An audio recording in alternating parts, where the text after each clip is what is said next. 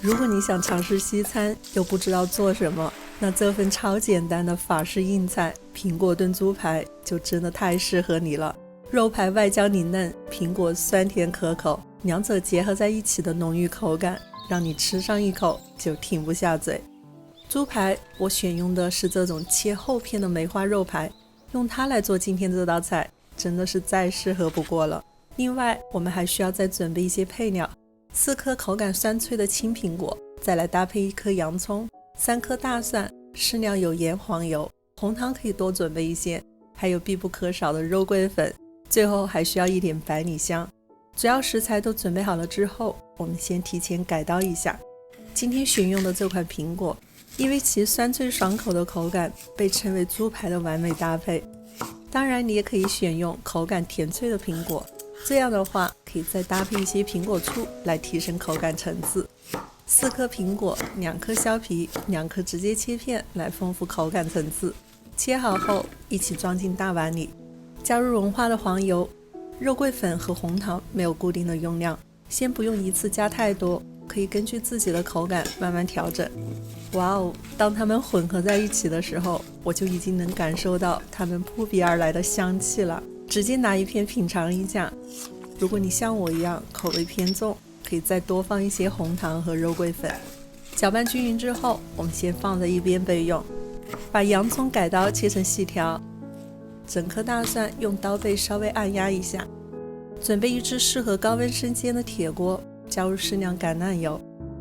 在等油加热的同时，我们取出肉排，用厨房纸吸干肉排两面的水分，再在肉排的两面撒上足够多的食盐和黑胡椒粉，用手稍微拍打一下，让调料可以牢牢地粘在肉的表面。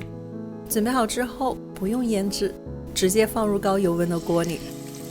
入锅前的油温温度一定要足够高，这样才能锁住肉的水分。你可以调整肉排的位置，但不能随意翻面。大蒜、黄油和百里香的添加所释放出来的香气，可以很好的增加肉排的风味和口感层次。单面煎3到4分钟，或者等它的表面煎出这种金黄酥脆的质感，才能翻面去煎另一面。等肉排的表面都煎出这种金黄酥脆的质感就可以了。把它们先夹出来，装在盘子里备用。煎过肉排的锅不用清洗，直接倒入切好的洋葱丝，翻炒片刻，加入适量食盐调味。等洋葱炒得变色，再加入已经调好味道的苹果片，把它们充分翻拌均匀。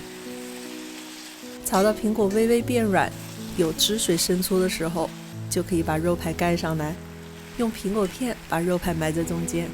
这时候可以加少量清酒或者白葡萄酒，让食材的味道可以更好的融合在一起。